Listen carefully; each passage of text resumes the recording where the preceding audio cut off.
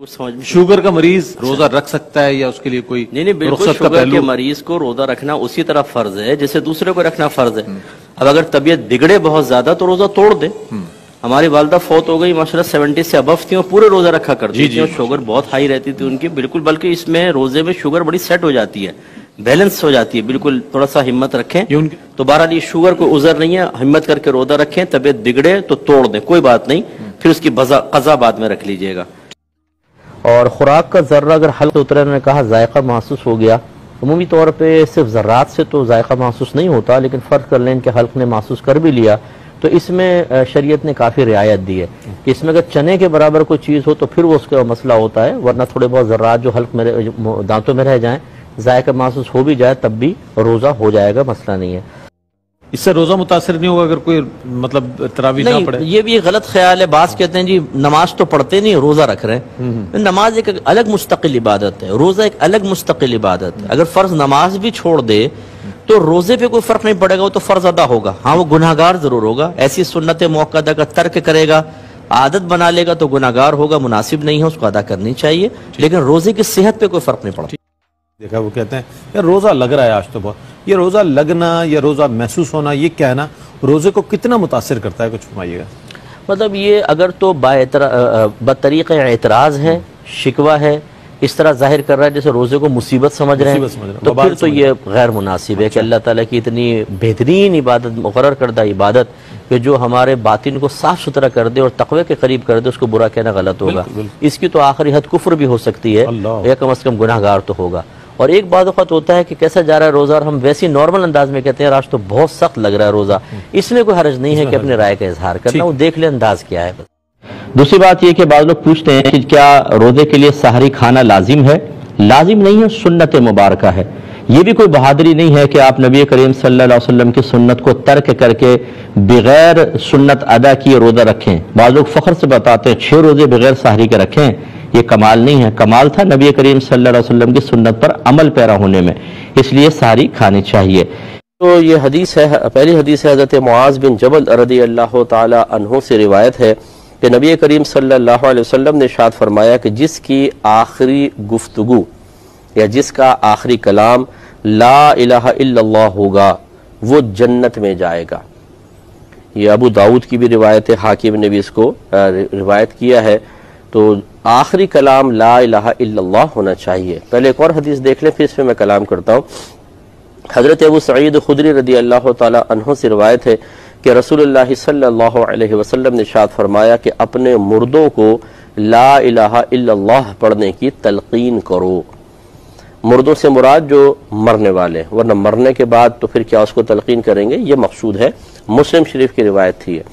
तो मालूम हुआ कि एक तो तलकीन करने का हुक्म और फिर इस पे इनाम जिक्र किया कि अगर मुर्दा यानी मरने वाला शख्स ला इलाहा इल्लल्लाह कह लेता है तो अल्लाह तबारक व तआला उसको ज़रूर जन्नत में दाखिला अता फरमाएगा। वजह उसकी यह है कि जब आखिरी कलाम ये हुआ तो इसका मतलब है उसका ईमान सलामत है, और जो जिस अपना ईमान सलामत लेकर दुनिया से चला गया वो ज़रूर जन्नत में पहुँचेगा। अब तलकीन का मतलब ये नहीं है कि आप मुर्दे से कहें पढ़ो ला इलाहा इल्लल्लाह, कहो ला इलाहा इल्लल्लाह, बल्कि हुक्म यह है, हुक्म फ़िक़्ह ये है कि आप बैठ जाएं और थोड़ा सा बुलंद आवाज़ से ला इलाहा इल्लल्लाह मुहम्मदुर रसूलुल्लाह पढ़ें। उसमें यह होगा कि मुर्दा सुनकर खुद उसको कलीमे को इख्तियार कर ले, बेस्ट है। इसकी वजह यह है, फुक़हा ने लिखा कि अगर आप कहेंगे कहो ला इलाहा इल्लल्लाह, हो सकता है कि वो शख्स घबराहट में या कुछ भी, क्योंकि जब मौत की गशी तारी होती है या मौत का वक्त आता है, इंसान को यकीन होता है कि जिस दुनिया में मैं अरसे दराज से था बन करीब उसको छोड़ने का वक्त आ रहा है, बीवी छुट जाएगी, बच्चे छुट जाएंगे, माँ बाप छुट जाएंगे, माल दौलत यहीं रह जाएगा। अब दोबारा ना मैं बाहर निकल के गलियां देख सकता हूँ, ना दोस्तों से मिल सकता हूँ, ना किसी तफरीह के मकाम पे जा सकता हूँ, सारी रंगीनियाँ अब ख़त्म हो रही हैं। अब करीब मैं कब्र में जाने वाला हूँ, जिसके बारे में बहुत सुना था लेकिन तैयारी नहीं कर सका था, अब मुझे वहाँ पर जाना है। तो ये तैयारी का एहसास के अदम तैयारी का एहसास कि मैं तैयारी नहीं कर सका, वहाँ पे क्या होगा, ये तमाम चीज़ें मिलकर इंसान के क़ल्ब में घबराहट पैदा कर देती हैं, एक दहशत सी तारी होती है, जहन हाजिर नहीं रहता। तो फ़ुक़हा फरमाते हैं ये हो सकता है कि आपने कलमा पढ़ो और वो इनकार कर दे, और ये क़तअन गैर मुनासिब है।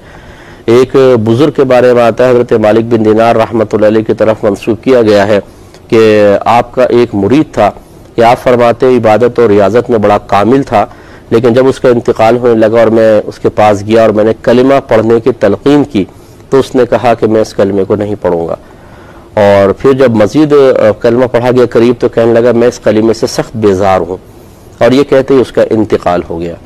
کچھ عرصے بعد آپ کو خواب میں وہ شخص نظر آیا کہ جہنم کے فرشتے اس کو گھسیٹ کر جہنم کی طرف لے جا رہے ہیں، تو اس نے کہا، ان بزرگ نے پوچھا کہ تمہارے ساتھ یہ معاملہ ایسا کیوں ہوا، تم تو بڑے نیک پرہیزگار تھے لیکن آخری وقت میں سلب ایمان کیسے ہو گیا؟ تو اس نے جواب دیا کہ حضور 3 باتوں کی وجہ سے، ایک تو یہ کہ میں غیبت کیا کرتا تھا، دوسرا میں چغلی کرتا تھا یعنی لڑوانے کے لیے باتوں پر ادھر کی باتیں ادھر لگا دیا کرتا تھا، اور ایک یہ کہ مجھے ایک طبیب نے کسی بیماری میں یہ کہا کہ تم سال میں 1 مرتبہ 1 گلاس شراب پی لیا کرو، تو میں وہ شراب پیتا تھا، تو ان 3 چیزوں کی وجہ سے اللہ نے میرا مرتے وقت ایمان سلب کر لیا۔ تو یہ ممکن ہے کہ آخری وقت میں اس طرح کوئی بات نکل جائے۔ اچھا اب یہ بھی یاد رکھیں کہ اگر موت کی غشی طاری ہو گئی اور انسان کو ہوش نہیں، اب اس کی زبان سے غیر اختیاری طور پہ کچھ لفظ نکلے تو ہم اس پہ کوئی حکم نہیں لگا سکتے کافر ہو کے مر گیا مسلمان ہو، یہ تو عالم ہوش میں اس نے کہا تھا، اس کے بعد انتقال ہوا۔ لیکن ایسا ہو سکتا ہے کہ اللہ نہ کرے کوئی ناپسندیدہ چیز آپ کسی کے مرتے وقت دیکھ لے، اور ہو بھی وہ صحیح العقیدہ نمازی ہو اور کوئی اس میں برائی بھی نہ ہو، تو ہو سکتا ہے کہ غشی کی وجہ سے، موت کی سختی کی وجہ سے غیر اختیاری طور پہ کچھ نکلا ہے، تو حکم کفر نہیں دیں گے، اللہ نہ کرے کہ ایسا کچھ ہو۔ تو خلاصہ کلام یہ ہے کہ تلقین کا مطلب ہوتا ہے کسی کو کچھ کہنا، اکسانا کہ آپ ایسا کریں ایسا کریں، لیکن یہاں پر تلقین کا یہی مفہوم فقہاء نے عافیت کے ساتھ اور احتیاطی بیان فرمایا کہ آپ یہ نہ کہیں کہ کہو، بلکہ اس کے پاس پڑھیں کہ مردہ خود سن کر اس کو پڑھ دے، اور فرمایا کہ جب وہ پڑھ دے تو پھر اس کے بعد مزید کوئی بھی بات نہ کریں، خاموش ہو جائے، کیونکہ جیسے نبی کریم صلی اللہ علیہ وسلم نے فرمایا کہ جس کا آخری کلام لا الہ الا اللہ ہوگا وہ جنت میں جائے گا۔ تو ایسا نہ ہو کہ کلمہ پڑھ لیا اب آپ پھر باتوں میں لگا لیں اس کو، تو وہ آخری کلام تو نہ ہوا۔ اس لیے ضروری ہے کہ آخری کلام، یعنی بہتر ہے، ضروری سے مراد کوئی فرض یا واجب نہیں ہے، بہتر ہے کہ اس کے آخری کلام لا الہ الا اللہ ہونا چاہیے۔ اب ہمارے یہاں تو کہتے ہیں جی جلدی سے وصیت لکھوا لو، اس سے پوچھ لو کہ مکان کے کاغذات کہاں رکھے ہوئے ہیں، ارے اس سے پوچھو کوئی اکاؤنٹ وغیرہ اکاؤنٹ ہم سے چھپا کے تو نہیں بنایا ہوا تھا، ایسی ایسی باتیں اطراف میں ہوتی ہیں، تو بیچارے کو کیا کلمہ یاد آئے گا۔ یعنی لوگ جو ہے وہ مرنے والے کے اوپر توجہ نہیں کرتے ہیں، بلکہ پیچھے رہ جانے والوں کی طرف مکمل طور پہ توجہ ہوتی ہے، بولتے ہیں یہ تو گیا، اب اس کے ہم تو یہاں ہیں بھائی، اس کے تو حساب کتاب کر لیں، اپنی تو فکر کر لیں۔ ایسے سے یعنی بے حس لوگ بھی نظر آتے ہیں اس معاشرے میں، یہ غلط رویہ ہے۔ تو ہو سکے تو ضرور اپنے مرنے والا کے کوئی آپ کے قریب میں ہے تو اس کو لا الہ الا اللہ کی تلقین کریں۔ اللہ تبارک و تعالیٰ سے دعا ہے کہ جو کچھ سنا اس پر عمل پیرا ہونے کی توفیق عطا فرمائے۔ وآخر دعوانا ان الحمد للہ رب العالمین۔